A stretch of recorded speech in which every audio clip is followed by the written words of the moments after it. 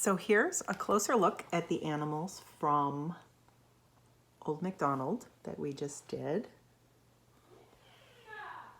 And I have them, one friend drew and inked them, and my 11-year-old colored them in.